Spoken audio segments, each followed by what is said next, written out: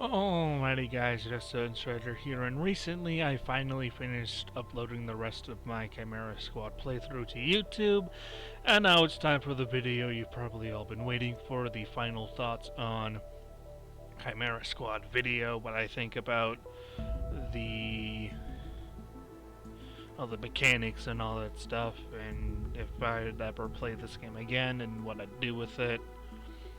Now, first of all, by saying, like I said during the agent overview video, I don't mind the fact that there's no extensive character customization in this game, and people who use it as their only excuse to hate on the game, I think they're being a little bit too nitpicky in my opinion, but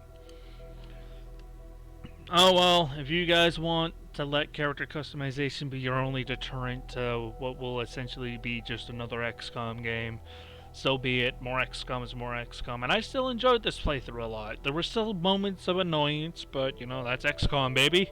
It's still an XCOM game for a reason, and there will be bullshit and bad RNG. That's just part of the territory at this rate. It's pretty much reached a meme status with how I guess awkwardly widely accepted it's been now. But other than that, Chimera Squad in and of itself was definitely a new breath of fresh air, whether it be good or bad. It was still a twist on what we're all used to. Now, obviously, the major changes were that there was the encounter-based intermingling turn system. Now, the encounter-based thing, it makes sense. This game isn't as long or as complex as XCOM 2 is, so it doesn't need giant, 16 by 16 maps with freaking 20 plus enemies on it all the time. There's definitely more of a smaller XCOM 2.5 aftermath of XCOM 2, leading into what will hopefully eventually probably not be XCOM 3 at some point. At this rate, I'm starting to get a little bit skeptical of if XCOM 3 is even in the works anymore. As much as I'd love it, I am slowly losing hope as the months go by, let's just say.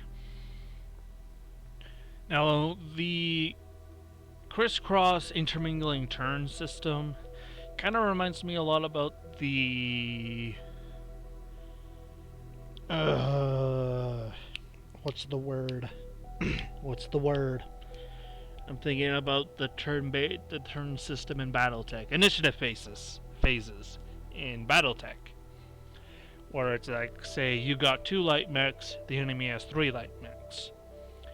One of your light mechs takes an action, one of their light mechs takes an action, and then it kind of repeats that for each initiative phase for each class and weight of mech. The individual initiative phases is pretty much what's happening in Chimera Squad. One of your agents takes a turn, one of the enemies takes a turn, until the next round moves over, or in BattleTech would be the next initiative phase starts. It's more round-based than turn-based. Like when you get a certain amount of times to disable an explosive on a canister or something, or stop a laptop from disconnecting from the network or something. It's full rounds instead of individual turns, kind of like in BattleTech, where you have a certain amount of times to escape the enemy, or a certain amount of time to mark an objective. It's, all 4 initiative phases in a round instead of just individual turns. And considering that tactical missions in Chimera Squad are a lot smaller and condensed in Chimera Squad, I think it's not that bad. If XCOM 3 were to come out on a similar scale or bigger scale even than compared to what XCOM 2 was, then I don't think that type of turn system would make sense on a mission as big as, say, as supply extraction in XCOM 2 or something, or similar missions to XCOM 2 with same amount of enemies and all that stuff. That would probably get a little bit too tedious to try to min-max that, or just fucking deal, or just try to concentrate on what the fuck's going on there, right? However, I do have an idea. If XCOM 3 were to ever come out, Chimera Squad could possibly replace covert actions. Because in XCOM 2, covert actions, instead of just having a small % chance to be ambushed on certain missions where that occupational hazard shows up, maybe have it be a mandatory mini mission, which would be the encounter based system in XCOM Chimera Squad. That would be a small, rapid fire, more rapid paced series of smaller encounters compared to the larger, half hour to an hour long missions in XCOM 2.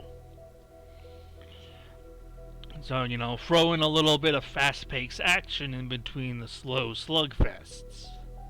Kind of intermingle those two mission styles together to make for a more balanced experience, I suppose. For example, if it's a supply run covert op, you have like 2 or 3 encounters where encounter 1 is breaching into the Advent outpost. Encounter 2 would be collecting a crate or 2 with loot in them.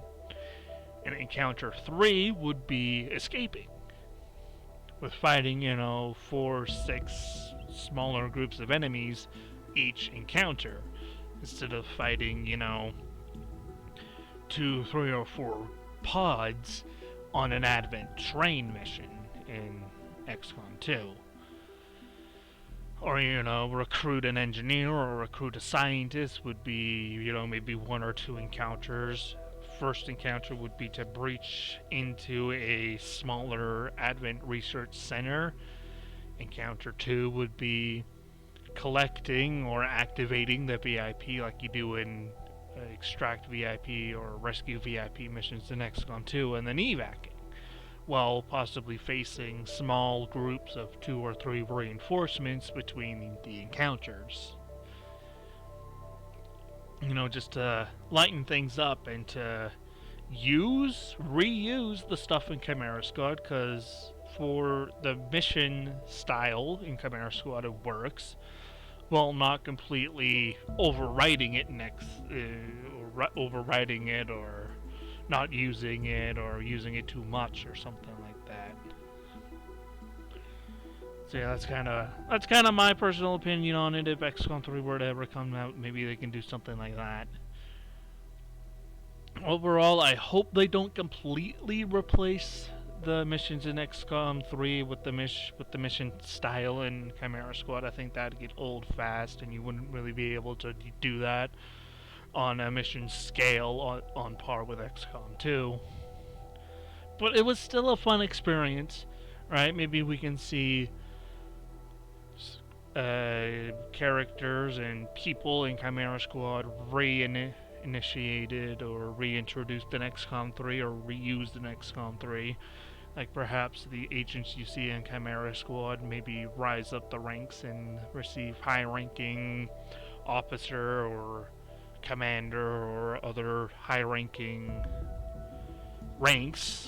positions within the reclamation agency or project or whatever it's called, and maybe some move on to join the actual XCOM military to fight whatever new foe appears in XCOM 3, whatever the fuck we fight then. But overall, the game was still pretty fun. If you guys like XCOM, it's just another XCOM game with a twist. So if you guys haven't checked it out now, I'd highly recommend it for those of you who played XCOM Enemy Within and XCOM 2. If you're still unsure, maybe get it on sale. But I still had fun with it. And before turning into a broken record, I am going to stop blabbling here. Thank you all for watching, and I'm out. Peace.